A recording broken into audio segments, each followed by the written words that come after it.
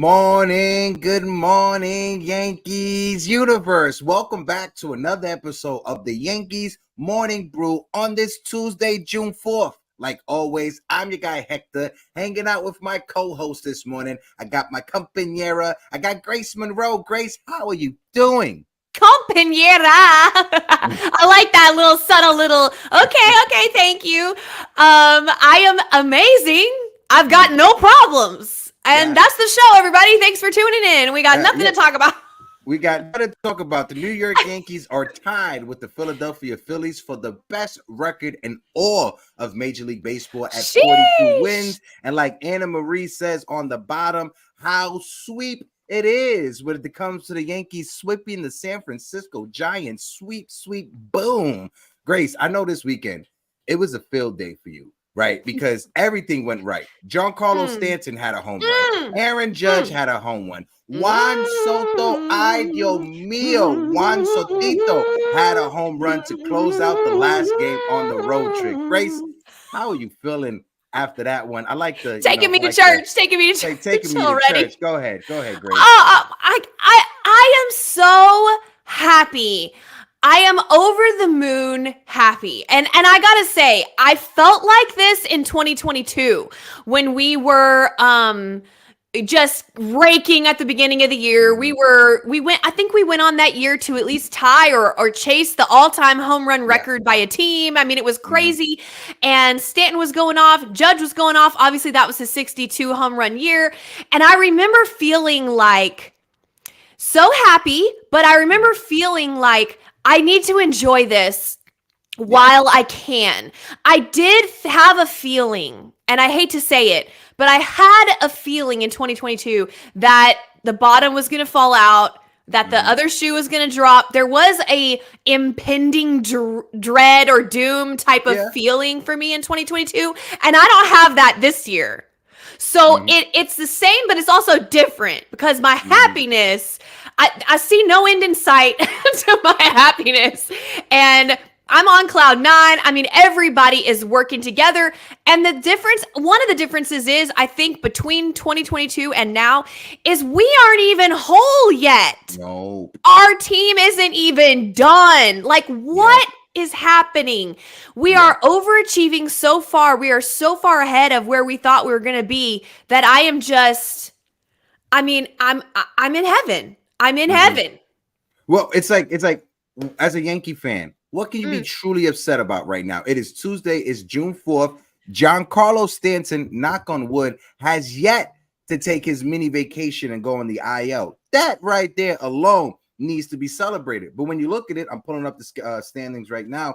The New York Yankees are 42-19. Right, we are tied with the Philadelphia Phillies for the best record in all of Major League Baseball. When you look at our run differential, right, it's a plus 107 when it comes up, and this shows that our offense and our pitching is finally at the same level. And when you talk about that pitching, right, everything works itself out. Last week we was literally talking about what's going to happen when Gerrit Cole comes back. What are we going to do with Luis Hill? Right. How is the starting rotation going to work out? And guess what?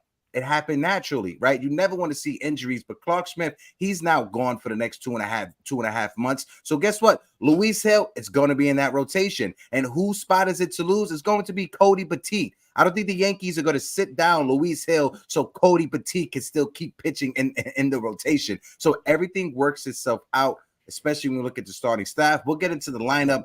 You know, I know Jason Dominguez is a hot topic on Twitter. We'll get on to that because he got promoted to AAA. But with Gerrit Cole making his start today for the Somerset Patriots, I will be in the building. So your boy will be in the building. If anybody is out in Somerset, if you guys are going to go to the game, make sure you hit me up on Twitter, hit me up on Instagram so we can link up. I'll be out there with my new camera, getting some flicks and getting some videos.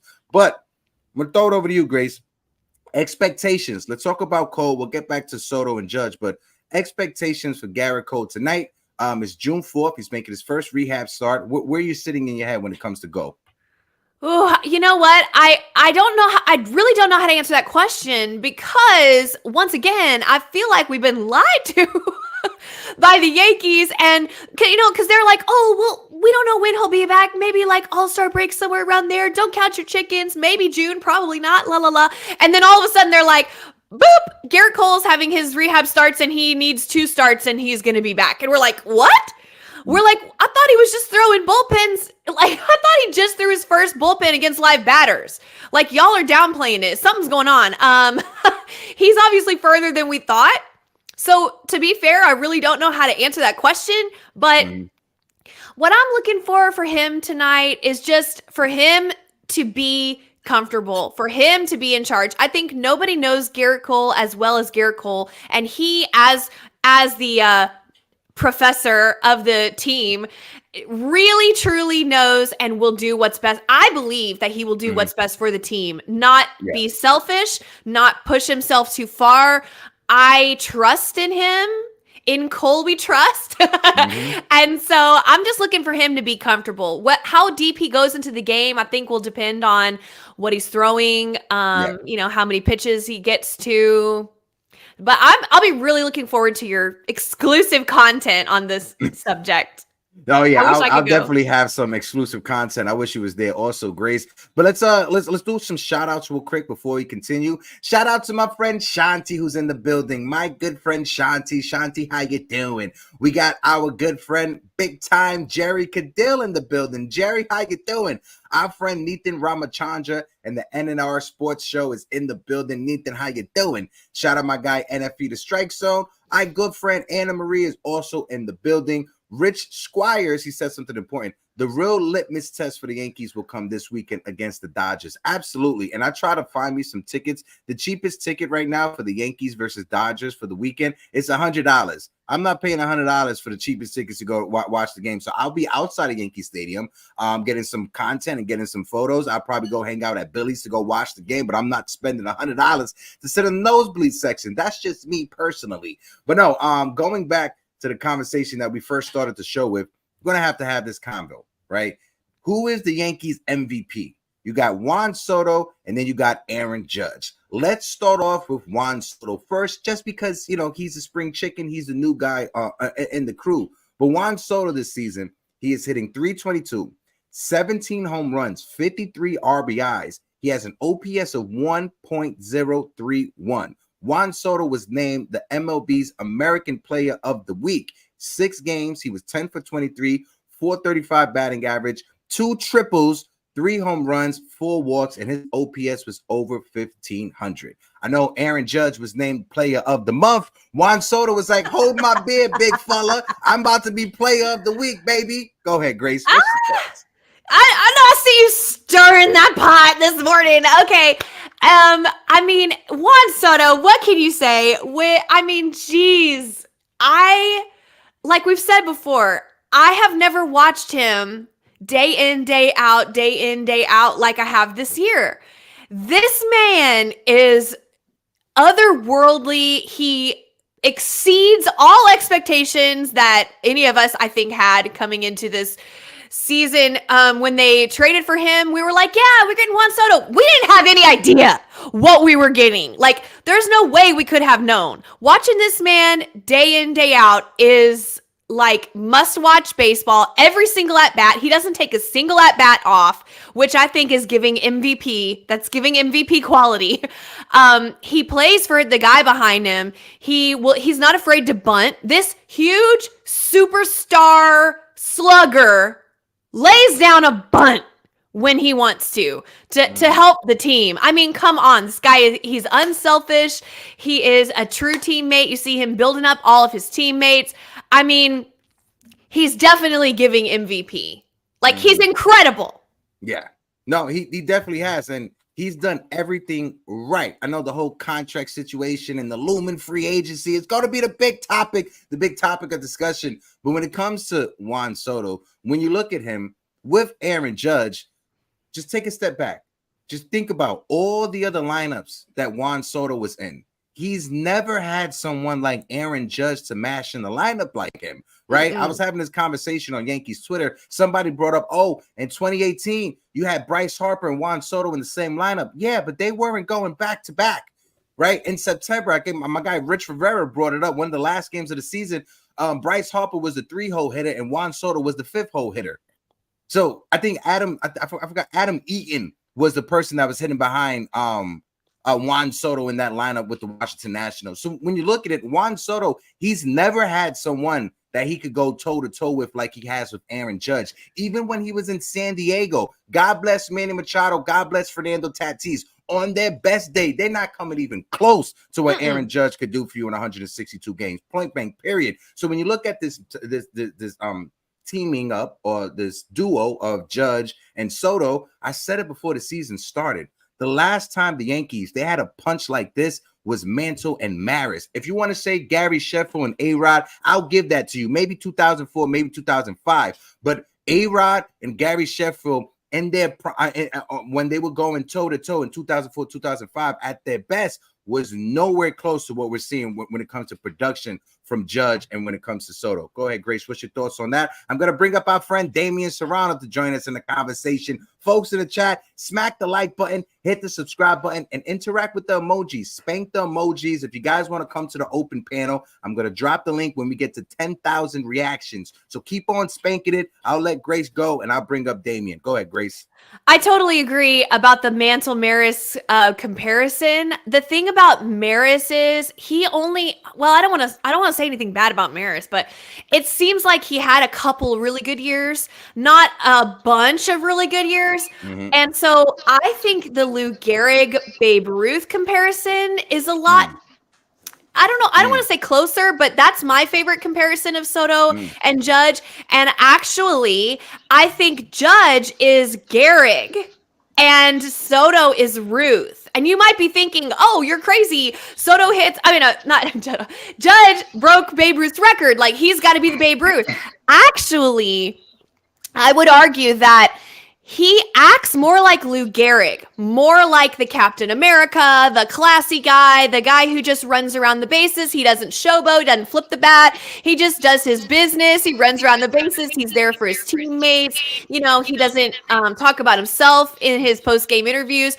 Now, Babe Ruth, on the other motherfucking hand, was like smoking cigars. He showed up drunk. Not that Soto's drunk, but in his way, in 2024, he's more of the showboat type of role. He's more of the playing off the crowd, reacting with the crowd all the time. Babe Ruth was notorious for doing that. He even got in a fist fight with somebody in the crowd one time.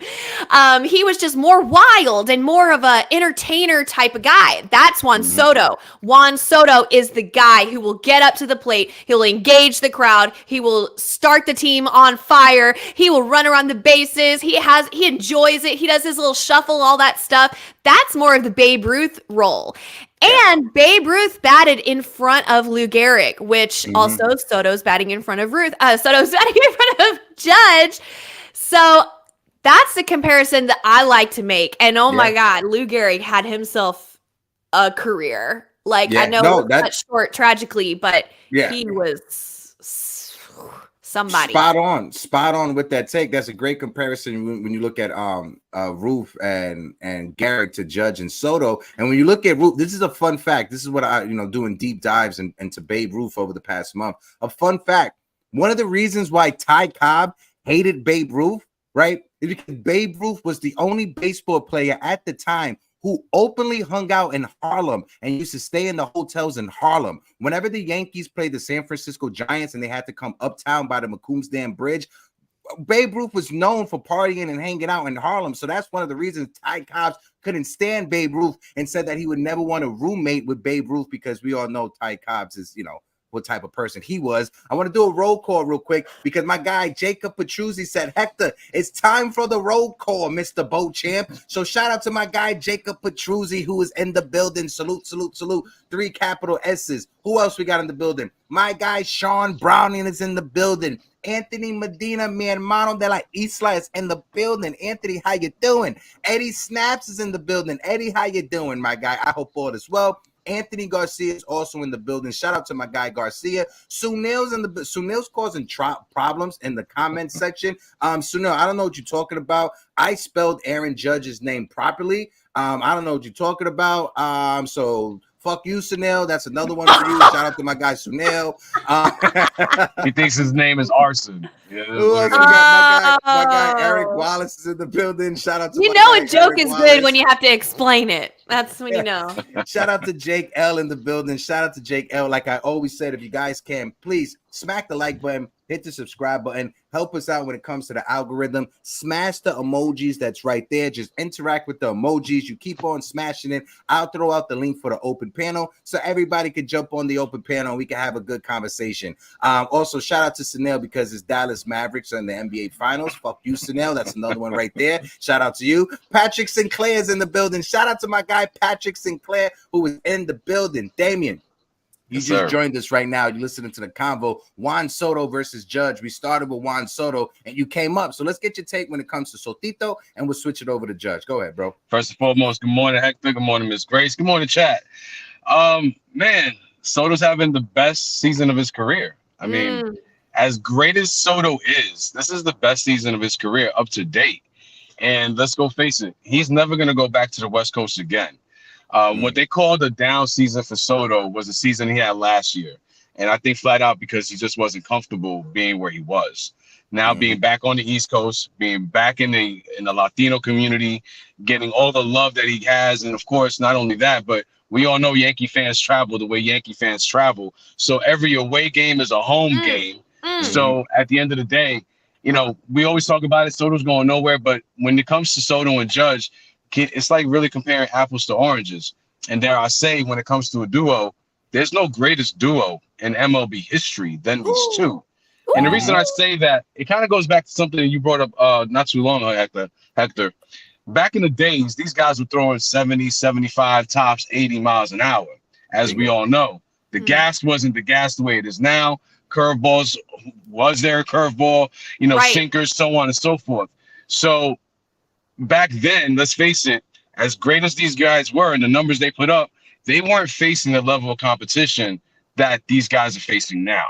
So to me, hands down, bar none, when you're talking about history of baseball, the Gerrits, the Mantles, the Babes, you know, Babe Ruth was hitting what he was hitting, but he was hitting 70 miles an hour fastballs. Those were BP fastballs.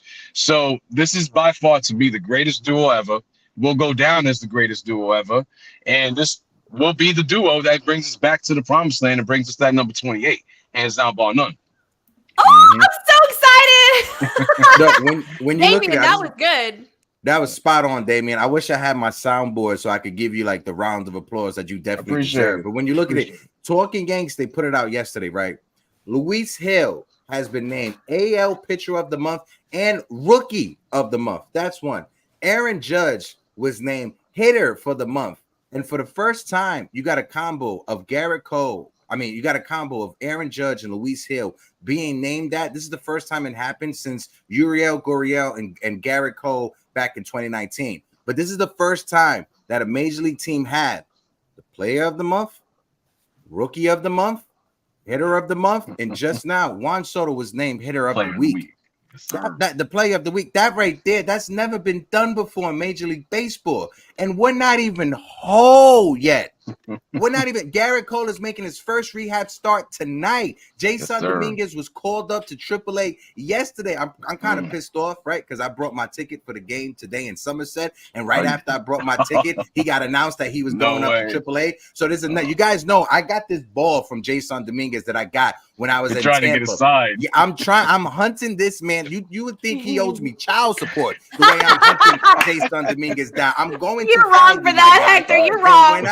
When I find you, you're going to sign that baseball for me, brother. I want to let's switch it over to Aaron Judge because Aaron Judge, like I spelled them correctly, it's Aaron Sunil. Okay, go F yourself, bro.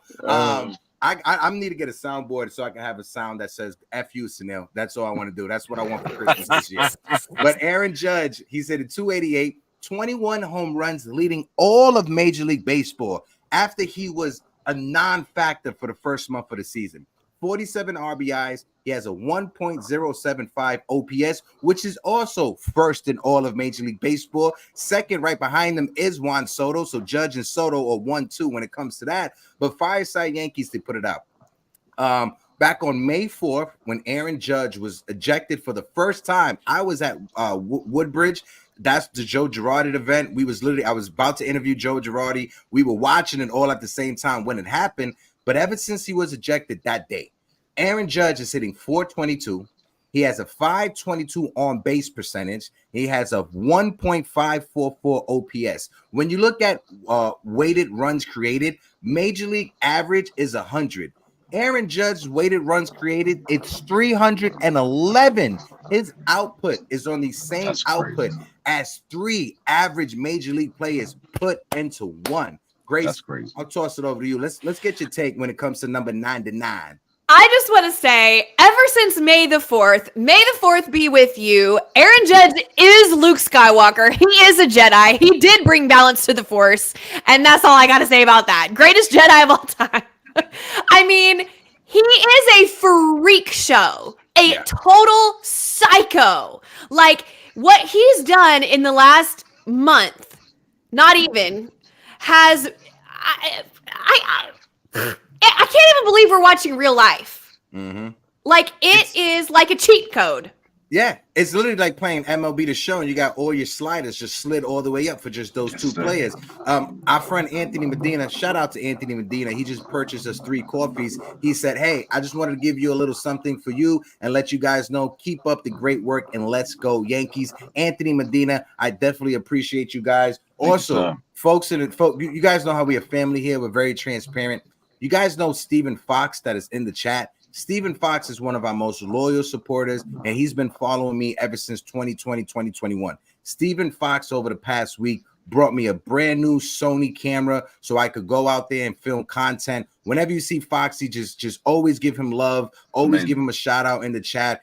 My interview mics that I got right now is because of Foxy. I know he probably doesn't want credit for this, but Foxy, I love you, Uncle. I appreciate you for believing in me. I appreciate you for supporting us and what we're doing over here in Morning Brew. You probably didn't want this shout out or was expecting this shout out, but you definitely deserve it, Foxy. I can't let that go unsaid. Like, I'm going out to go watch the Somerset Patriots, and I got me a brand new camera that's going to be able to get me high content quality. So shout out to you, Foxy. I appreciate you, Foxy. Definitely love you. If you guys see Foxy in the chat, Stephen Fox, just always give him loves, always give him shout outs. I just wanted to take 2 seconds. Sorry about getting mushy. But go ahead, Dame. I'll throw it over to you, brother. Go ahead. Give us your thoughts when it comes to Judge. I was wrong. Listen, I said 50. My man's going from 55 to 60. Okay. Jesus Christ. Listen, when I said 50, you know, obviously he was going through what he was going through. But the way Judge is doing now, listen, he's on pace to get to his mark. And, you know, if he continues, barring no injury, knock on heavy wood or every oak tree in the woods, Judge, he's on his way to 60. I mean, he's playing video games out there. What can you say? He's the captain. We all know that. He's playing like the captain. He's leading like the captain. You know, a lot of people go at Judge and say, you know, they want to see him in the dugout going after guys. Listen, we don't know what Judge does in the locker room. Yeah, we don't. That's a fact. All right. And he's that type of person that he's not going to put his teammates out there like that. No matter what we want, no matter what people say, Judge is going to be Judge. He's true to himself, which is why we love this dude, and which is why he's a leader. So, listen, what can you say about him? He's the captain. He is the MVP at this moment, with Soto right behind him. And who knows, can they give a co-MVP at the end of the season? Maybe. Would they deserve it? Probably. But again, I mean, what can you say? Judge is Judge, man. And listen, if he would have went to San Francisco, what would this team be now? Exactly. You know, it wouldn't be what it is now. So, you know, listen, shout out to Judge. He's the greatest hitter in the MLB right now. And for all you Shohei Ohtani fans, I don't want to hear it. He's not. Listen, Shohei's a great hitter. He's a great player. He's not offensively on Judge's level, nor is anybody else in the league. The only one that comes close and is right there, you know, really tit for tat is Soto. That's it. Yeah. And when it comes to Ohtani, he's nowhere near the leader that both Aaron Judge and Juan Soto is. Because when you look at both Judge and Soto, they're leaders. The way that Juan Soto, those young Latin players gravitate to him and they look up to him. It's like if you're Kobe Bryant and you came into the league and you was able to join the same team as Michael Jordan, somebody that you idolize, somebody that you worked, somebody that you you saw their craft and you try to mirror it. That's the same thing. That's what's going on right now with Juan Soto. And when it comes to these young guys, and it's going to get even more special when the Martian comes up, Jason Dominguez. My guy Rod Thompson with the $9.99 super chat. Shout out to my guy Rod Thompson in the building. He said, wouldn't it be interesting if Judge won the MVP in Soto's walk year? Not that it would hurt Soto's money, but adding MVP would help significantly. Absolutely. I think if you're Juan Soto, that's the goal that you have right now, trying to secure that MVP. And it's good, right? Because now you got somebody that you could go back and back with, and they motivate each other. And this may be outlandish, right? But I think this season, we're seeing the most fun from Aaron Judge. I've never seen Aaron Judge have this much fun in a season. His rookie season, he wasn't able to enjoy it much because he's a rookie. He's putting up numbers. He doesn't want to be too cocky or anything like that. So he flew under the radar, even though he had 50 home runs his rookie year. Yeah. His couple of seasons ago when he hit 62, it was so much pressure on him. He wasn't allowed to enjoy it.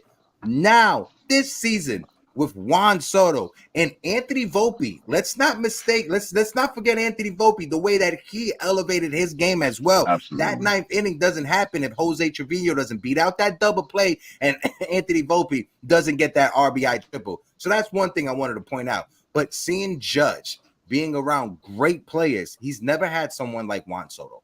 He's never had someone like Juan Soto. Even just the version of Anthony Volpe that you're seeing right now, Gleyber Torres wish he was that good as Anthony Volpe, right? Even with Volpe, you've never seen someone third best like Volpe when it comes to Judge in his time with the Yankees. You saw the potential of what Gary Sanchez and Aaron Judge could be and never worked out. Gary Sanchez was never able to repeat when he first got called up and that hot streak he went on. He was never able to repeat that. We all thought that's what we was going to get when Judge and Gary Sanchez was in the lineup together.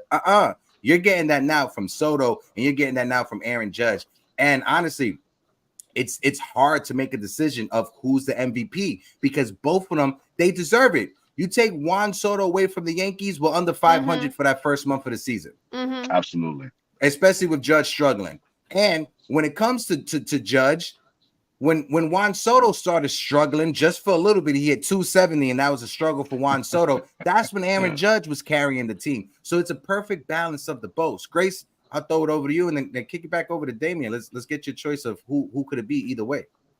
And also Judge offering Soto the protection that he does is helping Soto as well. It's like a tandem. It's a team. I mean, it's a team sport. Newsflash. But yeah, it's hard to pick one or the other for MVP. I think to me, oh God, I have to go with Aaron Judge. Just barely edging out Juan Soto, even though I think Juan Soto is definitely an MVP and he deserves all of his praise that he's getting. And I wish for him to get tons of money, and he will.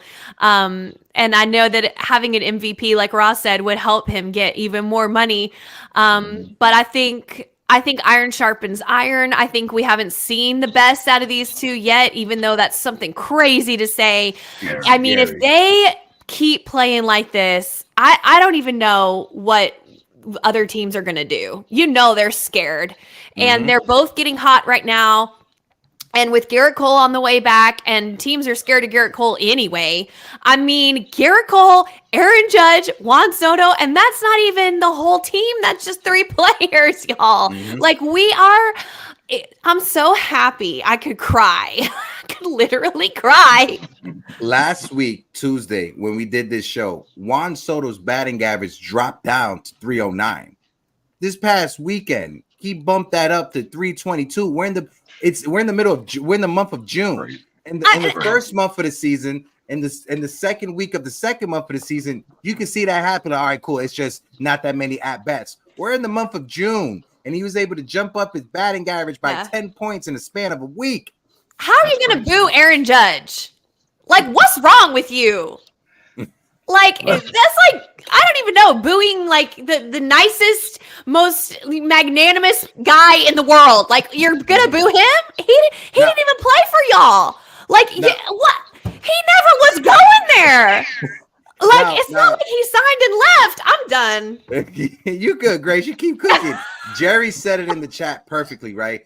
We can't leave Alex Verdugo out of this conversation. And that's a perfect segue into the next topic, because the next topic, right? It's not about like the players per se, but let's talk about Aaron Boone. We love to blame Aaron Boone whenever the Yankees lose. Last year, 82-80, Aaron Boone, Brian Cashman. When the Yankees are under 500, it's Aaron Boone. Whenever a save is blown, it's Aaron Boone and the way that he managed the bullpen. My guy LG on Twitter, he said this: can we give Aaron Boone some love? I feel like he's done a great job managing this year and hasn't gotten any love. We give him hell of a hard time whenever we are losing. Let's give him some props while we are winning. And I bring that up to say that Aaron Boone moving, whether it was Boone, whether it was the analytic guys with the calculators, whoever it was, moving Alex Verdugo into the cleanup spot was the best move for this team, because it adds a different dynamic. We're so used to our cleanup hitters being a strikeout or a home run guy.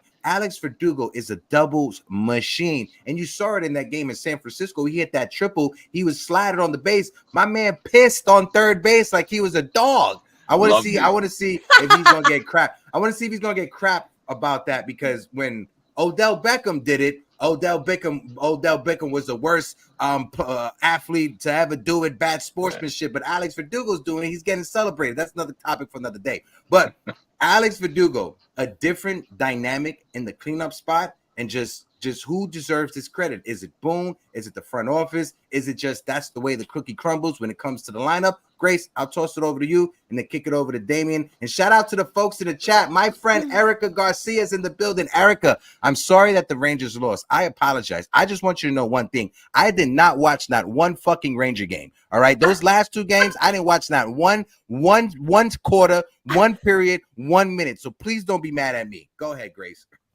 I mean, it's Boone. I hate to say it, y'all. You're going to have to swallow this pill. It's Boone. Boone makes the lineup, and we were on him like ticks on a cow last year, yelling at him for the lineup. You can't not give him credit now. He made the lineup. He put Verdugo in the cleanup spot, which was a radical thing.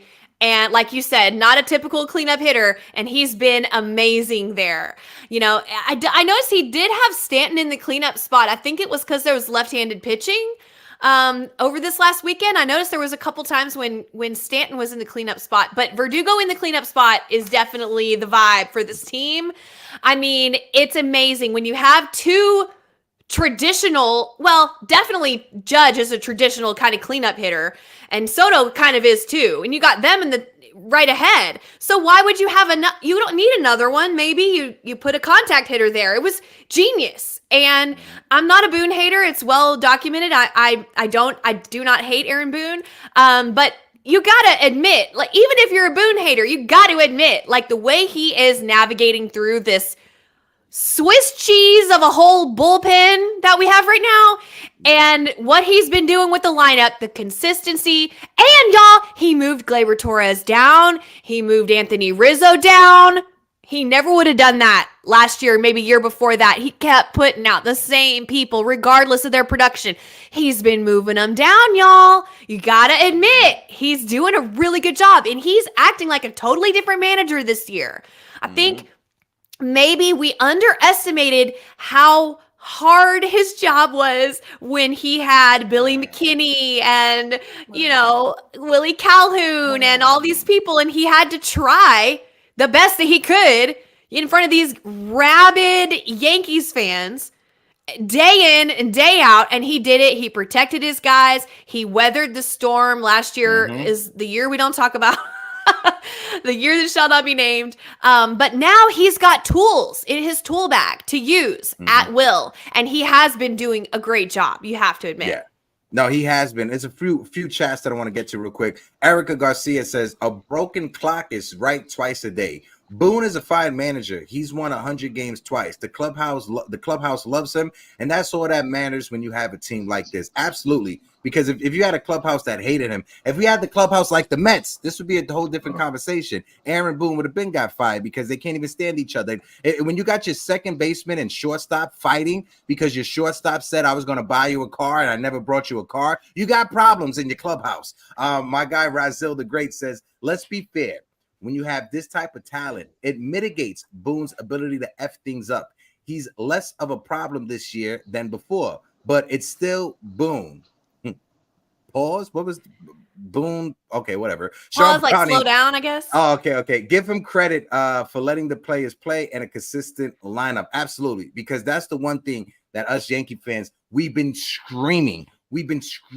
Why is it musical chairs? Why can't we have a lineup that is the same lineup day in and day out? Why is it that Harrison Bader during a postseason game, he is telling reporters after the game, yeah, I didn't know I was going to lead off. Like, it was just random. I walked in and, hey, guess what? I'm leading off. Why is that coming out? Even if it's a decision that you made the day of, just tell Harrison, hey, bro, don't share this with the media. Because if you share this with the media, X, Y is going to happen. You just have no good PR control. There's no media training over there with the Yankees. That's what it's showing. Javier Velez says, I'm going to give Boone some love when this freaking team wins the World Series this year. I'm telling y'all right now. Shout out to my guy Javi in the chat. Shout out to Javier.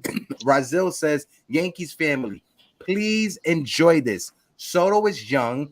Judge is in 37. And Jason, oh my God, this is how you build a winning roster. And then Sunil says, San Francisco fans booing Judge is the epitome of redneck jokes. If you boo him because you ended up with counterfeit arson Judge jersey, you might be a San Francisco fan. And that's from Sunil. He'll be at the Comedy Shop every Tuesday. You can find him on Twitter at 12 o'clock in the afternoon. He's also taking raffle tickets, blah, blah, blah.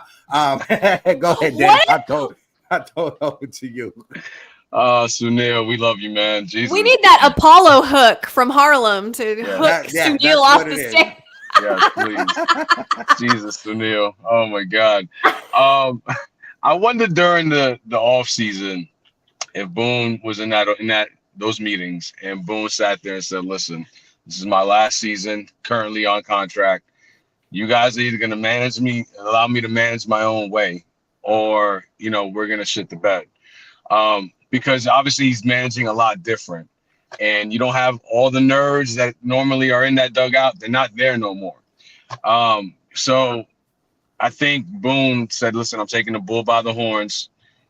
Hal, Cashman, you guys are going to let me either flourish with the team or I'm going to burn down with the team. But Facts. You guys need to let me manage my team. It can no longer be the front office managing. I can no longer be the puppet. I know that I've been the brunt of jokes for years and years and years. We all know that. We always say Boone's the mouthpiece. That's all he is the puppet. So being his last season on the contract currently, I feel that he said, listen, I'm going to manage my team the way I'm going to manage it. And if I flourish, great. If not, then obviously we go down. But, to have the team that we have, to go back to that comment, no matter what team you have, no matter what superstars you have, you still have to manage them correctly. You look at the Phoenix Suns, KD, Book, Bradley Beal. You look at some of these Lakers teams that have great Lakers teams. They all seem to fall flat on their faces. Why? Because the people who are leading them, those managers, those coaches, are failing. So, yeah, you can have the greatest team around you, but if you're not doing what you're supposed to do as a manager, as a coach, as a leader in that dughouse, a leader of men, then you're never going to do anything. So we have to give Boone his flowers. We have to give him his props, because if not, then what are we doing? Because you can have all the talent in the world, but that doesn't mean anything. So Facts. Yeah, we got to give Boone we have to give Boone his flowers, because there's been many examples of having great team, great talent on paper, and yet those teams fall flat on their faces. So yeah, he deserves his flowers. My guy Ruben in the chat says it right here perfectly.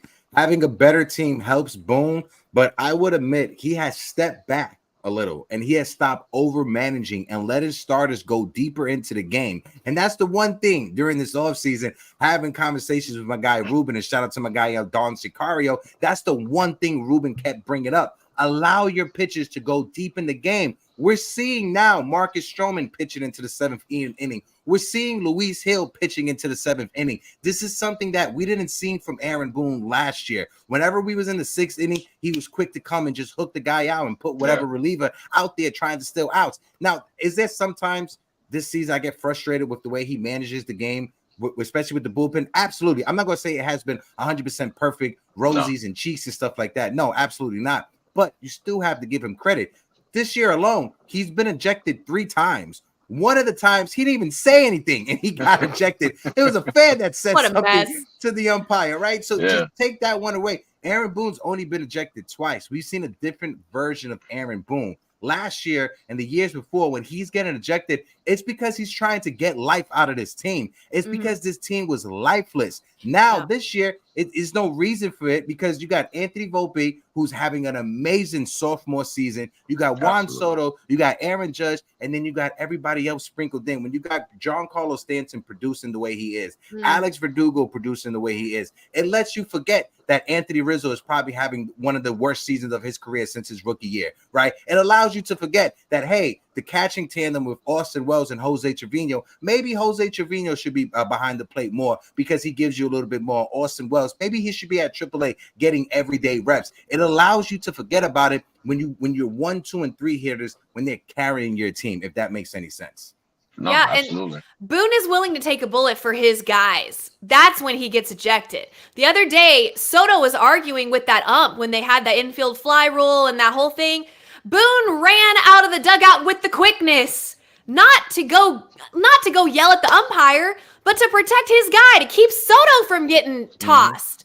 That's when he got tossed. He's out there to lay on the tracks, on the railroad tracks for his team. That's why they love him. And not only that, that's a great point, Grace. My fault. I'll just say this real quick. No, go ahead. When you look at the way Juan Soto interacts with the umpires, he does it in a way that it doesn't look like you're you're bad mouthing the umpire. He's not like belittling the umpire. And I'm not trying to make comparison, but when Bryce Harper gets upset, you can visibly see Bryce Harper upset. You can visibly see him cursing at the umpire, visibly pointing at like, yo, that shit was over. You can read his lips. When it's Juan Soto, he's like, I think that's out. Like he's gesturing like, hey, bro, I'm not trying to say like you're not doing your job, but maybe that's a little bit out. It's just different, and you get more. I'm not gonna say you get more respect for the umpire, but the umpire, if he was to toss Juan Soto out for what he does, it will look a little bit weird on the umpire. If you understand what I'm saying, go ahead, Dame. Yeah, but Judge got tossed out for less. Judge was being respectful as hell, and he got tossed for no freaking reason. So that ump was having a bad day that day, obviously. Yeah. But when you're talking about re-signing Soto. It's like some of the teams we bring up, the Mets. I mean, does Soto want to play for Carlos Mendoza? Probably not. Some of these other managers. So the one common theme with all the players on this team is they want to play for Boone. Okay. So when you go to re-sign, obviously the fanfare is amazing for Soto.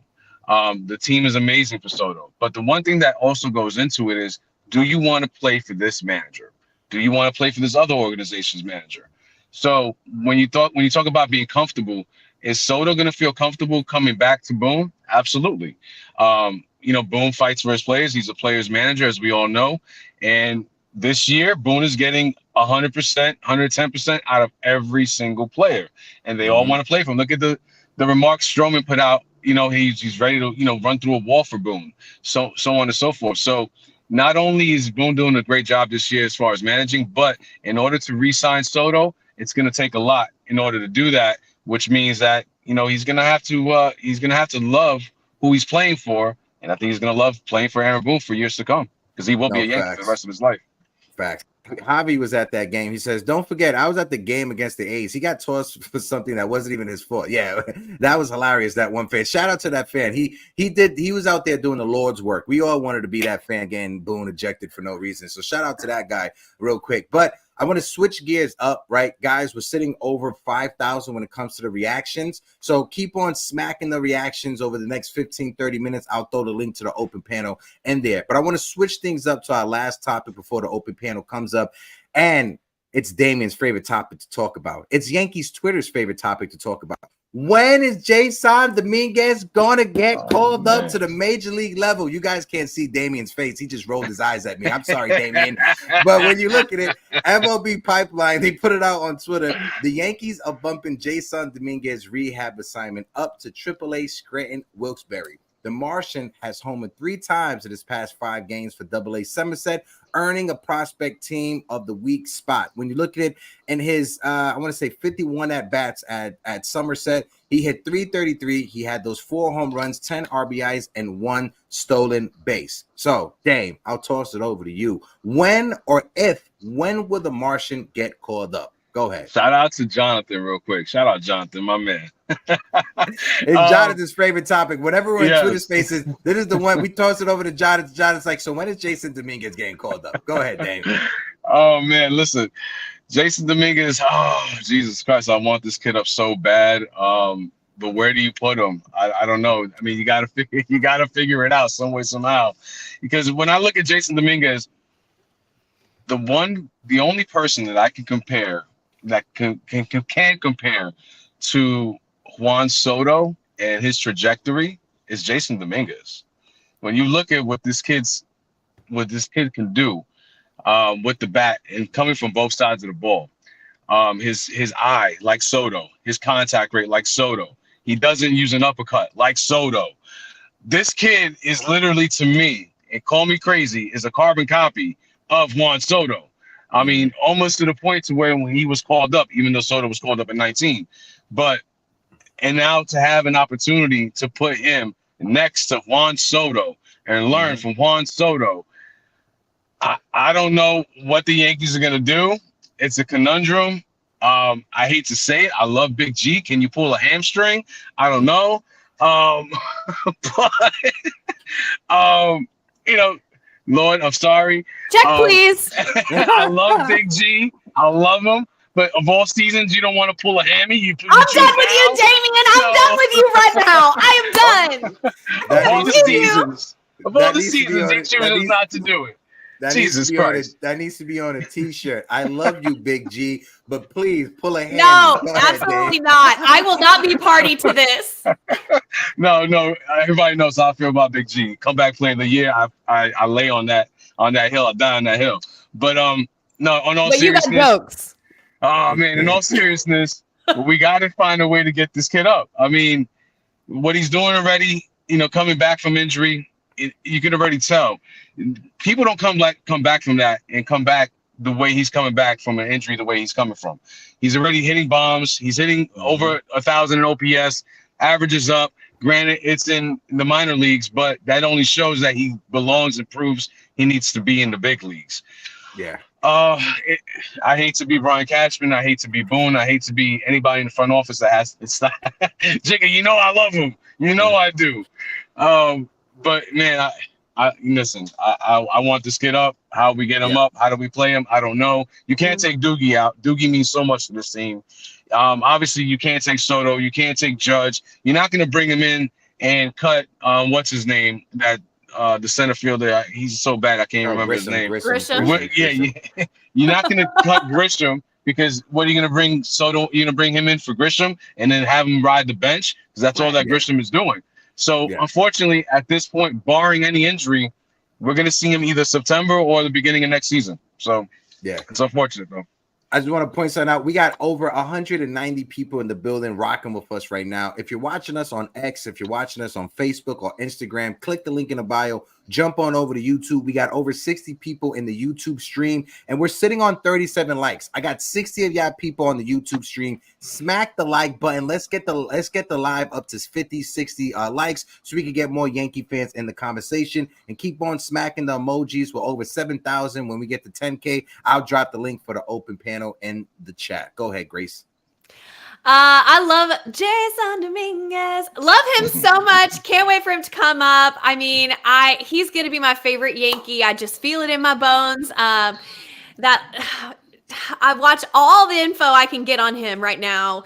Raking in AA. Saw he got promoted to AAA, and I'm like, good. This is amazing. This is his next step.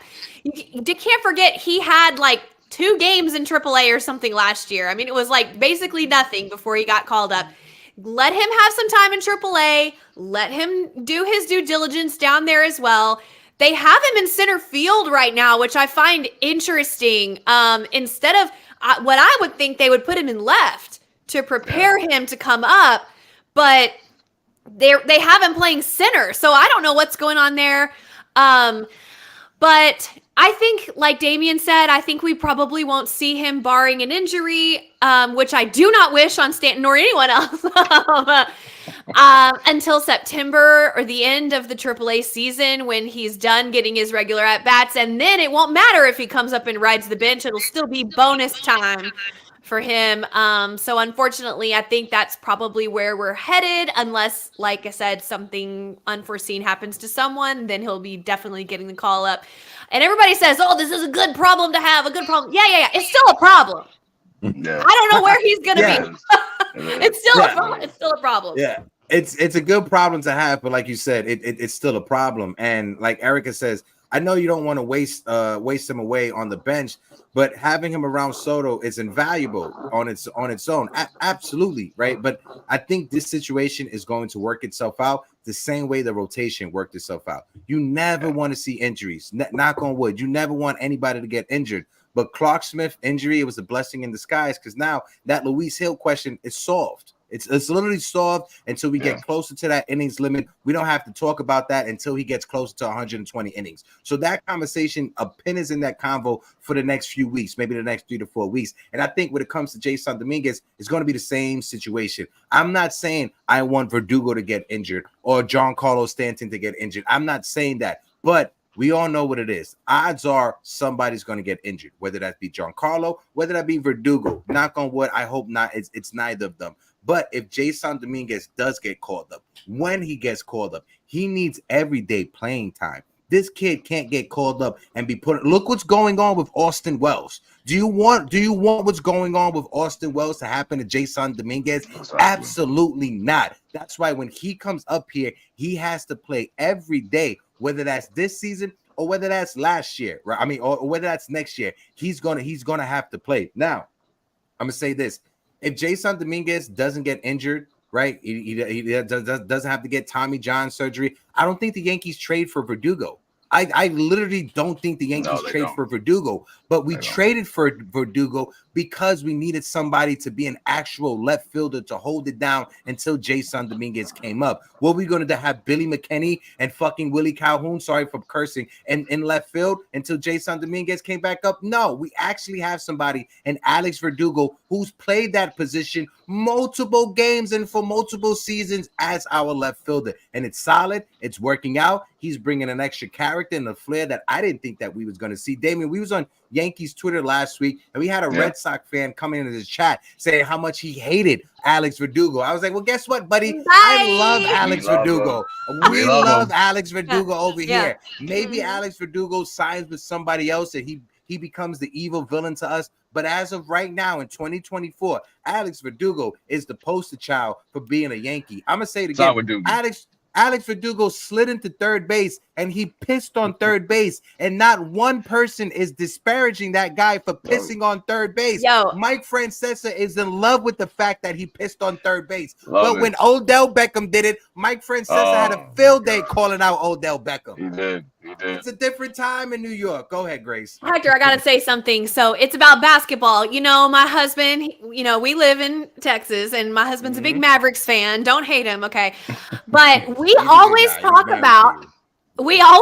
about how Alex Verdugo is the Yankees version of Kyrie, because Kyrie was hated in Boston, hated in New York or New Jersey, right?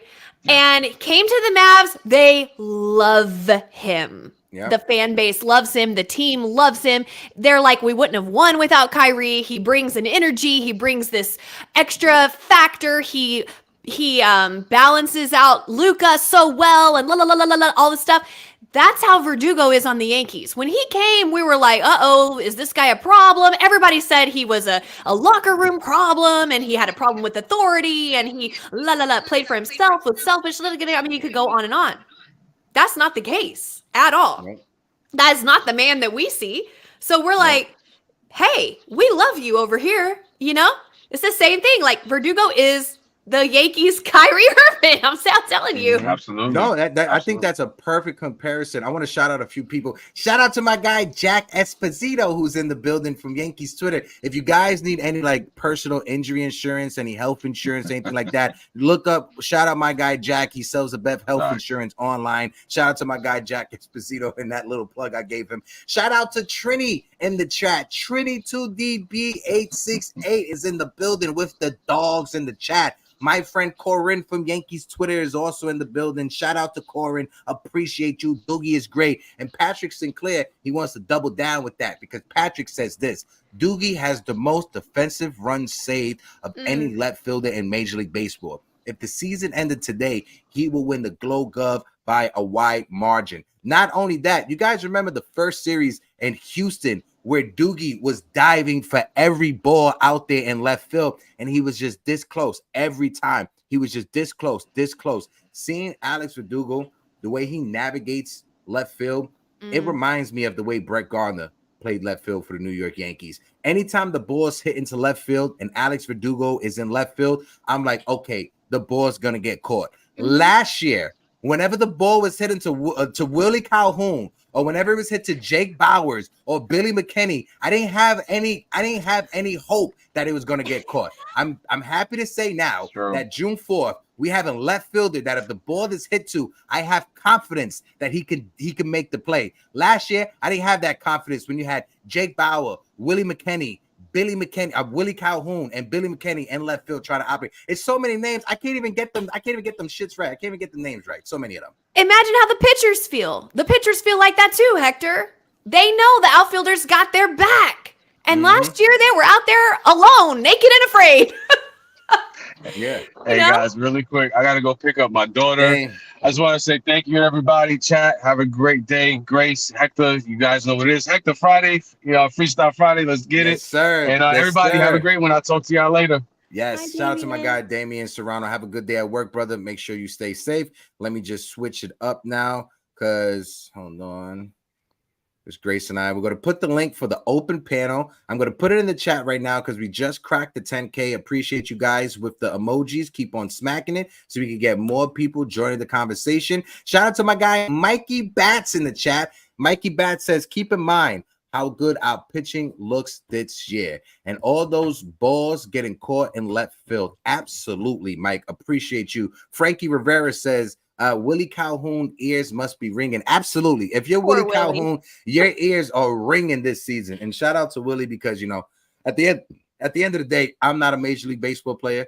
Grace is not a Major League Baseball player. We just come on YouTube and we just talk about the sport. It's not to disparage Willie Calhoun because he's a professional. He's done something that I know I haven't done, and a lot of the people in the chat aren't close to doing. So shout out to Billy. But at the end of the day, you ain't work out with the Yankees, and I'm always gonna hold that against you. Point blank. Period. Go ahead, Grace. I'll Willie. He's a nice guy, I'm sure. But yeah, sorry, buddy. Good luck. All right, so we gonna bring up the first person for the open panel. We got our friend Jonathan in the building, who's coming up here because we had his favorite topic. When is Jason Dominguez going to get called up to the Major League roster? Jonathan, let me get a thumbs up, and I will bring you up. This is my guy, Jonathan. How you feeling, my guy? I'm good. Sorry, you have to bring me up as a center of attention today. Of course, bro, because this was the topic. First of all, when I saw him get called up from AAA. When I saw him get called up to AAA, the first person I thought of was you.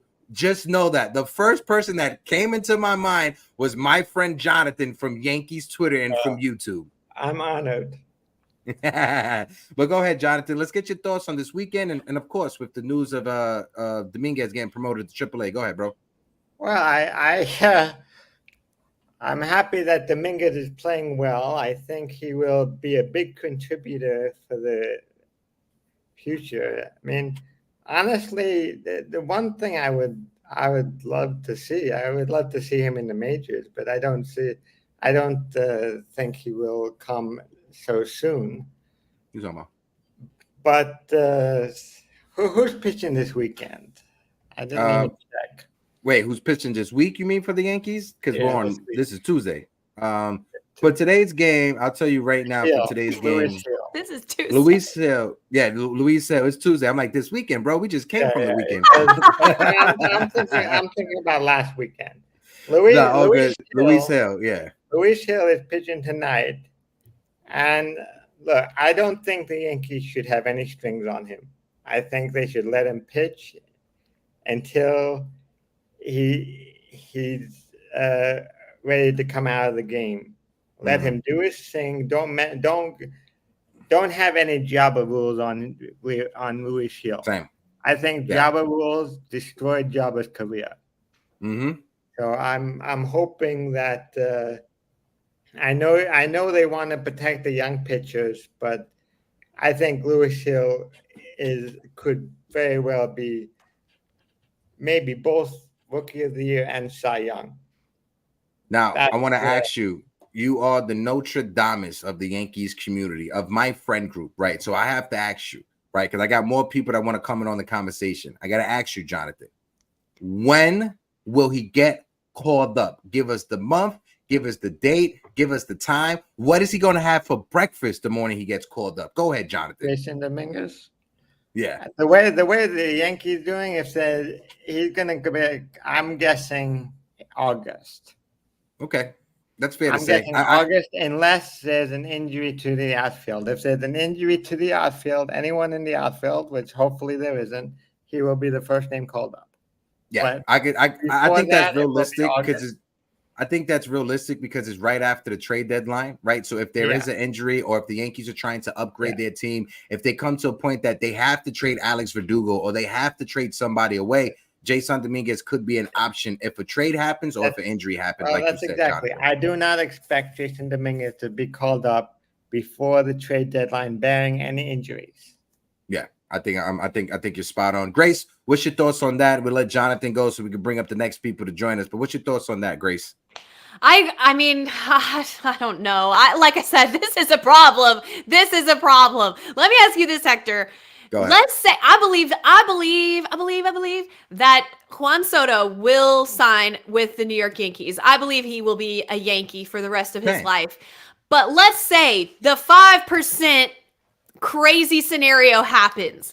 And let's say he signs with a team that, whether it's the Mets or somebody else, is just willing to go so far above and beyond with the money that Juan Soto's like, I can't turn this down. I got to go to player oblivion, and I'm never going to be competitive for a World Series, but hey, I'm going to be rich, and all the generations behind me, my family, are going to be rich too.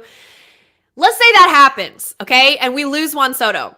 Mm-hmm. And you re-sign Verdugo, and you got Judge, and you got Jason Dominguez for the outfield. So you got Judge and Wright. That's solid. That's solid as a motherfucker, right? Yeah, that's solid. Yeah, that's solid. You know, like, I get it, right? You always have to prepare yourself for the worst. If you're somebody that deals with anxiety like me, you always prepare yourself for the other shoe just falling off of the foot. Do I want to dream of different scenarios of Juan Soto signing with another team? Absolutely not. But it's always a possibility. Anything can happen. There's nothing that's guaranteed in life. Anything can happen, right? Like later when we bring up Sunil, I guarantee you there's going to be a dad joke in there. And whenever Sunil gets called up, there will be a dad joke, right? I can't guarantee you when the dad joke would happen, but a dad joke will happen, as Sunil's giving me the middle finger right now behind the stage. So shout out to Sunil. I'm going to bring up my friend Javier Velez. Then I got Erica. And then I got the guy Sunil I'm going to bring up. Javi, let me get a thumbs up. My guy, Javi, talk to the people. What are my people? So I just wanted to come on here and talk my thoughts on Luis Hill.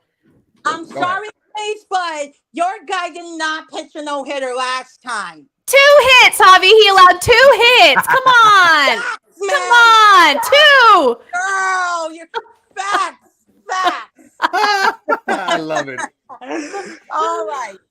So, Luis Hill, he is absolutely amazing out there. There is no way in hell that he will be going to the bullpen anytime soon.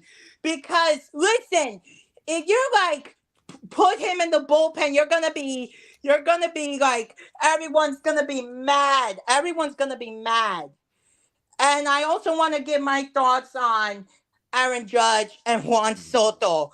Listen, Soto is our best player out there. He is doing everything he can, from the great plays to the home runs to the amazing defense. And what a month Aaron Judge had.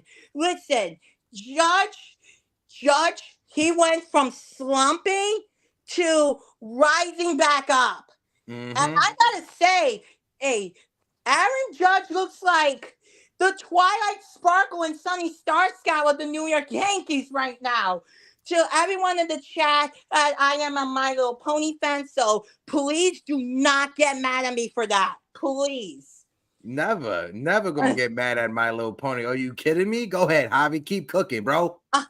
All right. So, as for Luis Hill, I am expecting a great start from him today. And I also like to see our offense cooking up some hits and home runs. I am not going to give the score prediction because I don't feel like it, but I just wanted to come on here and chat with you as well as everyone in the chat. Yeah. Javi, you got an open door policy. Whenever you want to come up and talk to us, Javi, we love you. Javi, you follow me on Twitter, so let me know whatever games you're gonna go to Yankee Stadium. Let me know. I'll make sure that I'm available to try to link up with you and try to go to the games. Or if you go to any of the games, that I am one of your many supporters on YouTube. I'm glad I appreciate you, brother. That.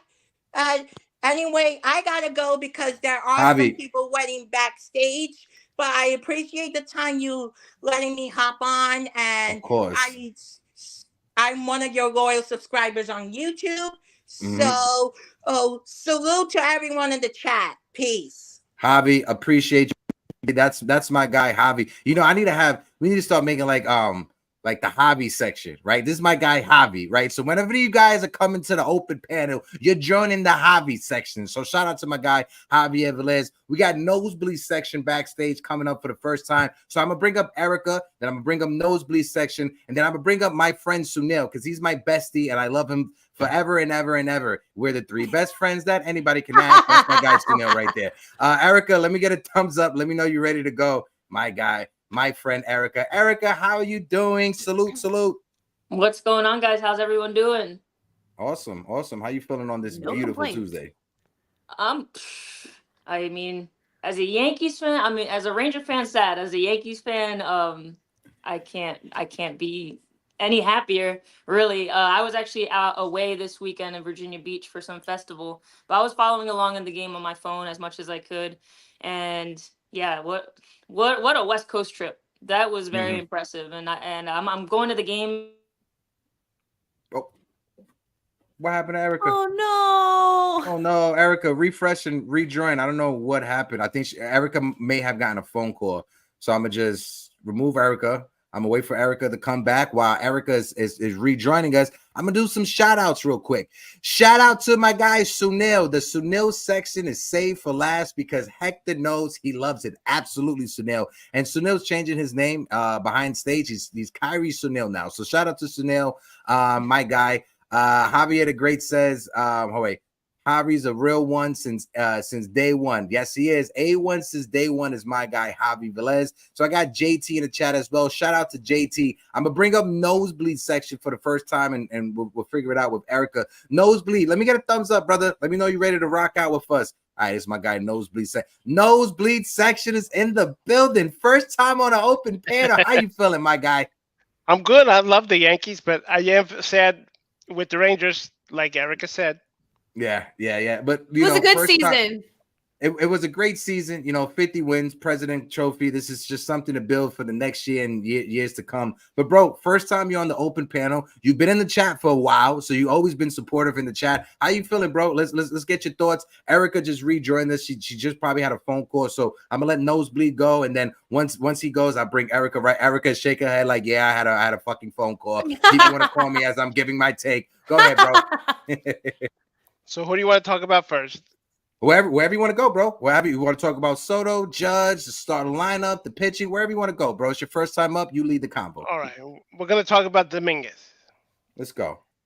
There's no room for him right now on this roster to get regular at-bats, and he needs regular work. So I don't see him getting called up before the call-ups in September. Yeah. Same. Even if somebody gets hurt, I don't think he's the first one up.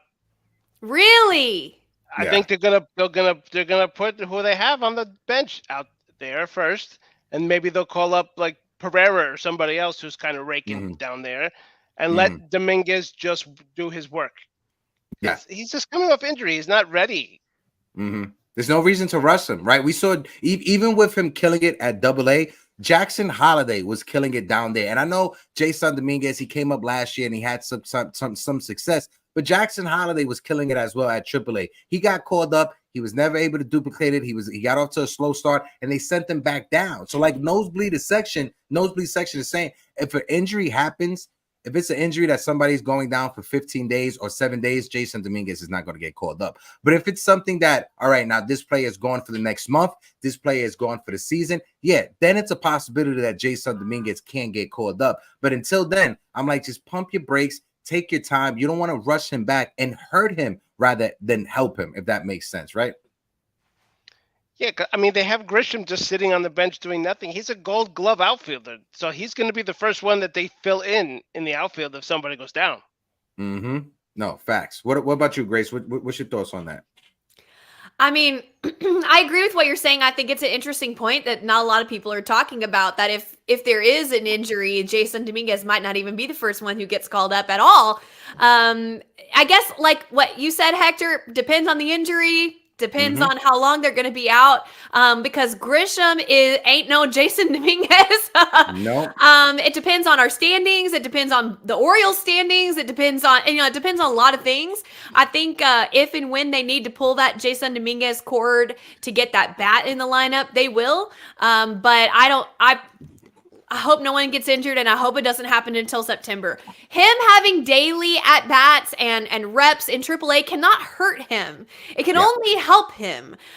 So we're cooking right now. We're tied for the best record in MLB. Like, we are killing it on all fronts. There's no reason to rush him up at this moment.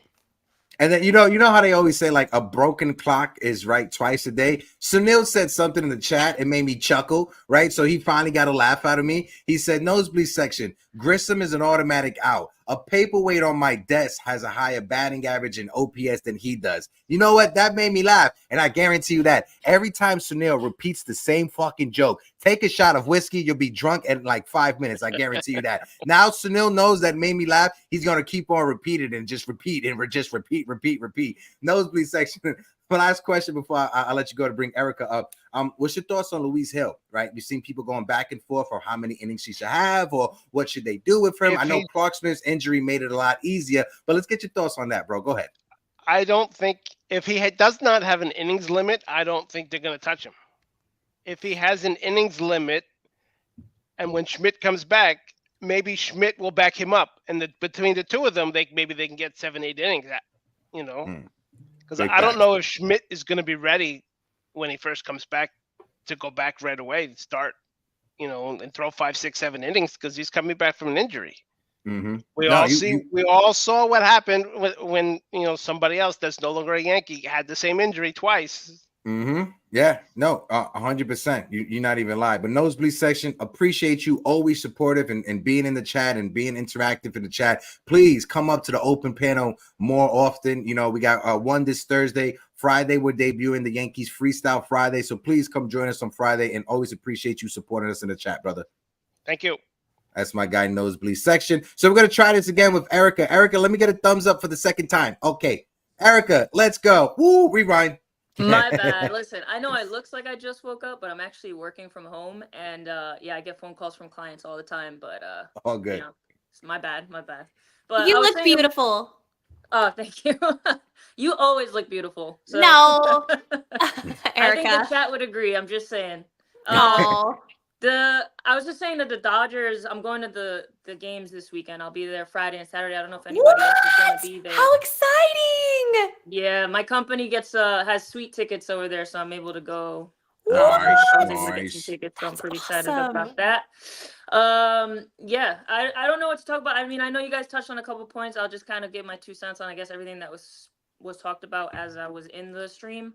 Mhm. So I think them bringing him to AAA already is kind of telling that I think he's going to be on the Yankees lineup sooner than everyone is trying to say, barring the injuries and everything. I think he's going to be here sooner because I feel like AA is where you actually do get your reps, and AAA is just like just getting you ready to get to see MLB pitching. Mhm. So I do Yeah. think that he's gonna be here sooner, and I think he will be on the bench, but then he's gonna play his way into that lineup because I think that his bat is special, and it really is gonna deepen this lineup. I know that we don't necessarily need it considering the Yankees how well they've been doing so far this season, but I think it's going to unlock a new level for this lineup once he's in there. So I do think he's gonna come in sooner than later. I won't say June, but July, maybe before the All-Star break. Like I really do think he's gonna be here sooner than everyone's trying to say. I also, you guys were talking about Boone. Everyone's giving him his flowers, and rightfully so. He should get his Mhm. flowers. But I promise you that if they lose in the playoffs or they don't win the World Series, he is going to be like enemy number one, the first scapegoat. That everyone's going to talk about how he made one wrong move in the bullpen or why he didn't keep this guy out for an extra out. Like it's funny to just see all the positivity as it should be, right? Because right now we're just riding this positivity wave, but I know that once he does one thing wrong in the playoffs, it's going to be hell for him. Oh yeah, no, um, you're 100% right. Right, he's gonna get his flowers right now, right? Especially when the team is doing good. But as soon as we don't hit with runners in scoring position in the postseason, yeah. as soon as we lose the first 2 games back to back in the postseason, the guillotine is being pushed down the Grand fucking Concourse, and I'm gonna be the one pushing it down the Grand Concourse to Yankee Stadium. But no, with the injury that came out, you never want to see injuries. And shout out to Sierra. She's been a big fan of Clark Smith. But with the injury that happened to Clark Smith, what's your expectation now for the starting rotation, Erica? I haven't been able to talk to you about that with Luis Hill. What do you think the Yankees are going to go? I mean, obviously they got Cole pitching today in Somerset. I was trying to go to that. I don't know if anybody's going to that. Are you guys going to You are? I'm going to I was that thinking game. about grabbing a ticket because I Rich live is like going. 20 minutes away. Yeah, And Rich they is were like, going to that. Yeah, Rich is going to that game. I'm coming with my new camera so I could debut it. So if you could come, please come. I want to hang out with Erica. I want to hang out with the bestie. maybe I might actually do it. Yeah. I mean, My obviously, plan is to get Rich drunk as fuck so he could get in trouble by his girl. That's my whole goal today. I'm sorry. Go ahead, Erica. now I have to go. No. So, yeah, obviously it sucks. He's doing so well. It impacts the rotation a lot. But I think these guys are just have that mentality where it's like we're gonna pick up our brother and we're just gonna continue to do what we got to do. And I think Cole will be back in a couple starts. Like 3 weeks? I'm sure. Mm-hmm. Mm-hmm. So I'm guessing they're gonna ride Cody Poteet for the time being. But I think that they're not gonna tread off the path, stray away from the path that they've built so far this season. I was just looking at their records before. I mean, the fact that Rodon is 7-2 is crazy, right? Yeah. You know what I'm saying? Like Luis Hill 7-1. You can't take Luis Hill. I understand the innings limit. I understand that you want to prioritize his health, before winning, I guess. But to me, that 1-2 punch in a playoff situation with him and Cole, if Cole can get back to what he was, that is too pivotal and detrimental to the Yankees winning a World Series for you to be like, oh no, there's an innings limit on his arm. Like you just can't do it. I'm sorry. Yeah. That's just no. I'm right there with you, and I think what helps Luis Hill is that he has very solid mechanics. The mechanics that Luis Hill, he's not herky jerky. He's not Ubaldo Jimenez. He's not Tim Lincecum when it comes to his mechanics. And when I was having that conversation with Doc Gooden about a week ago about what's his thoughts on the injuries that happened, and Doc Gooden said it comes down to a pitcher's mechanics. Teams nowadays, they're teaching kids or they're teaching pitchers, this is how you get more velocity, instead of teaching them this is how you solidify and make your mechanics very simple so you don't injure yourself, right? So when it comes to Luis Hill, yes, he had the Tommy John surgery and another one. Once you have one Tommy John surgery, your percentage of getting another one shoots through the roof. But when you have good mechanics, I think it can help Luis Hill more than it can hurt Luis Hill. What's your thoughts on that, Grace, real quick? And I'll throw it over one last question to Erica. Go ahead. Yeah, I agree. I mean, I feel like Erica, and that's what I said a couple days ago, where I was just like, if we're that close to a World Series win, I ain't trying to hear nothing. I ain't trying to hear word one about an innings limit. I'm trying to hear about that ring. That's all I care about. And I know that's what Luis Hill cares about too at the end of the day. So, I mean, it's just not that easy, y'all, to get to the World Series and to win. I mean, when you're there, you got to put it all on the line. You got to push it all in. And I think that's all I'm trying to hear. I'm not trying to hear nothing else. And about what she said about what Erica said about Boone, I feel like the Yankees are just like, man, we have some thankless jobs in the Yankees front office and on the team as well. And I was watching the Bronx Zoo documentary the other day, and they were going on and on about how hated George Steinbrenner was, how the Yankees would protest and bring posters, and they want, not the Yankees fans, how they hated him. And I'm like, that's funny, because now, of course, that was like before I was freaking alive or whatever, but now it's like we revere George like a saint, like a literal saint. And it wasn't that way at the time. Same thing with Torrey. He's like a saint now. And when he left, some people were like, bye, get out. Like, what? You know what I mean? It's crazy how revisionist history happens. Oh, yeah. So it's going to be interesting to me if we look back on the Boone era with rose-colored glasses, or if people just hate him forever. Only time will tell. But it really is a thankless job. And also Brian Cashman, too. I mean, you could throw him in there as well. When he leaves, will we be treating him like George and looking back on the era and being like, Brian Cashman was the greatest, general manager ever? We won't know until it happens, right? Because Yankees fans are ravenous. We want the rings and nothing else. We don't want no excuses. We don't want, but it's just not that simple. I look at it like this, and I'm going to say it real quick. And to folks out there that are Star Wars nerds like myself, you probably will get this comparison.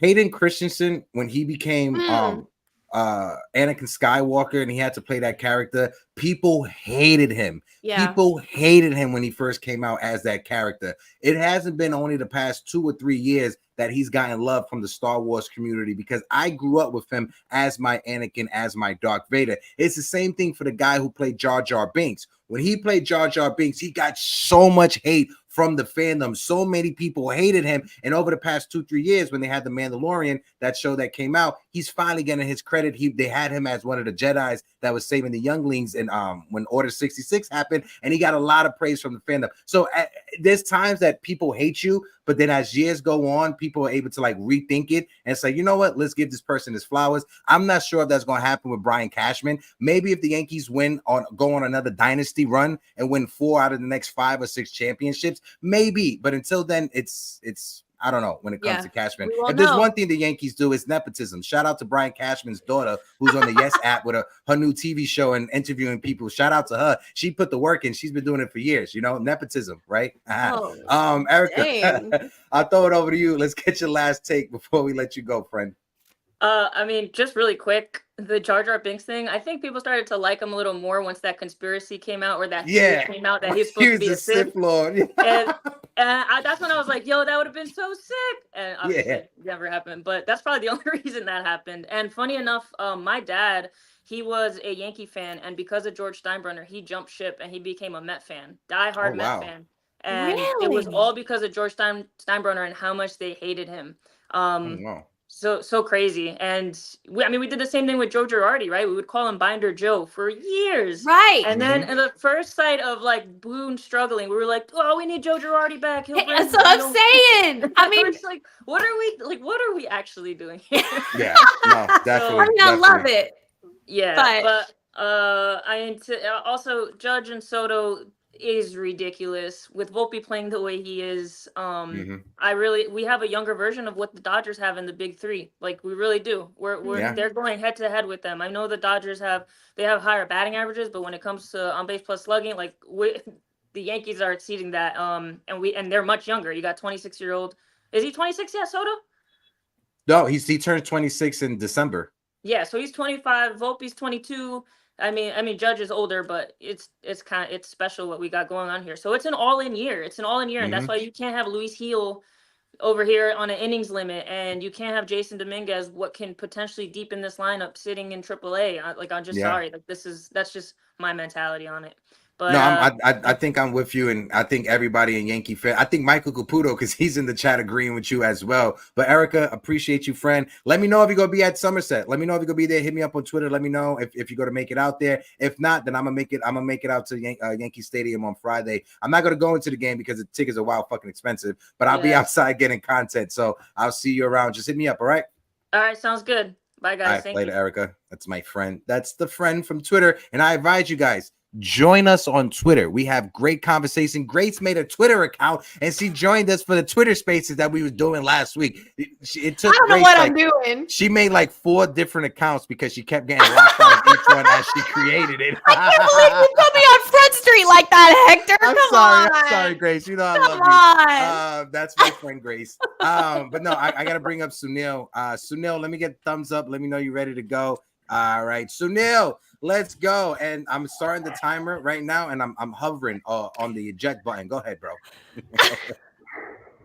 First of all, display that first image you put on screen with both Judge and Soto's name on it, and look at the misspelling of Aaron Judge.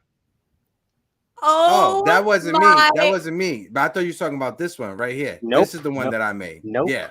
Well, regardless, fuck you, Sunil. Go ahead. I can't believe, as I live and breathe, Sunil was right. Aaron Judge's name was misspelled, and he got the proof. Oh, Lord. No, he ain't got no proof. Go ahead. I was looking at the banner that was on the YouTube live stream announcement, right on YouTube itself, and I even texted him right on his DM. And I don't. My phone is on Do Not Disturb when I'm on the show, Sunil. So that's why. Go ahead. I did it before the show. All right, Sunil checking our grammar. Go on. Go ahead, Mr. Grammar fucking police. Go ahead. So let's talk about when Jason Dominguez is going to be called up. I'm right there with most of the crowd saying August or September. I can see a situation where either Grisham is traded at the deadline or he's just outright released and Dominguez is given his roster spot, because I foresee he will be ready by that time. And then here's how the regularity of playing time works out. You've got basically 3 outfield positions and 1 DH position circulating between these 5 guys. And there's going to be times between Judge and Stanton at DH. When Judge is DHing, Grisham was in center field. You can put either Verdugo or Dominguez in center field in Grisham's place. Now, that's not to say that we're going to, give him that much of irregular playing time. We're going to circulate. We're going to get Stanton off his feet entirely and giving him rest time, in which case it's either Judge or Dominguez at DH. We're going to give Verdugo off days, in which case Dominguez is in left field. Soto is like the epitome of the Energizer Bunny. He's playing every day. He's got a Costco case of whiteout sitting in the back office in case if Aaron Boone has the fucking canines to, eliminate his name from the lineup. He's going to go in there and say, here's a slap on your wrist, Boone. I'm whiting it out. I'm putting my name in the number 2. Deal with it.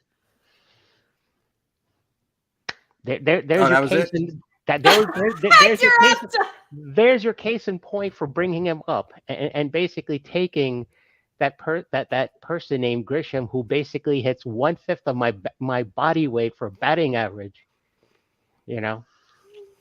Copy. That was the third dad joke. I hope you guys had your bingo cards out, ready to go. But Sunil, no, serious question. When it comes to Dominguez, right? Jonathan, he was up here earlier. We was talking August. Like I have it in my head, no time before August, unless there's a catastrophic injury to Verdugo or to Stanton. So I want to ask you, is August realistic for you, bro? What do you see when it comes to him? That's why I started my tape with. I still see August as realistic. And when he comes out, to answer your question also that you asked, Jonathan, what is he going to be eating for breakfast? I'm gonna fly up to New York just to get that autographed box of Wheaties that's got his name on it too. I'm gonna buy a whole freaking Costco case of that shit. I just want to let you know, us people from the Caribbean, we don't eat Wheaties. It's cornflakes, all right, or Frosted Flakes. Okay, that's what we eat. Okay, just to let you know. Jason Dominguez brings out the tiger in you, I guess.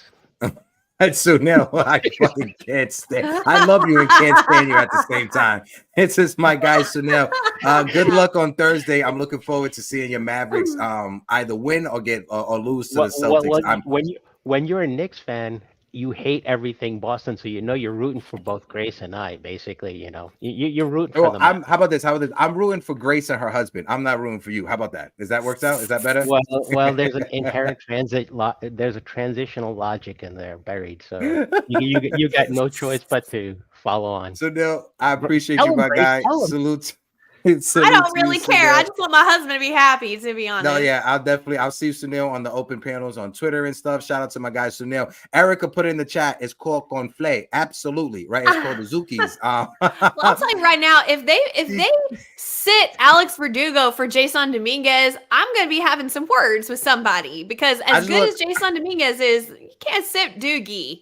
No. Yeah, but this is one thing I wanted to point out. If you guys never had cornflakes and you took sugar and poured the sugar on it, you don't know what life is, right? You never lived life if you never had cornflakes with sugar sprinkled on top of it, or get some Nesquik powder and sprinkle some Nesquik powder. You don't know what life is, bro, if you never had cornflakes like that, right? Grace, am I Latina? Because I grew up doing that.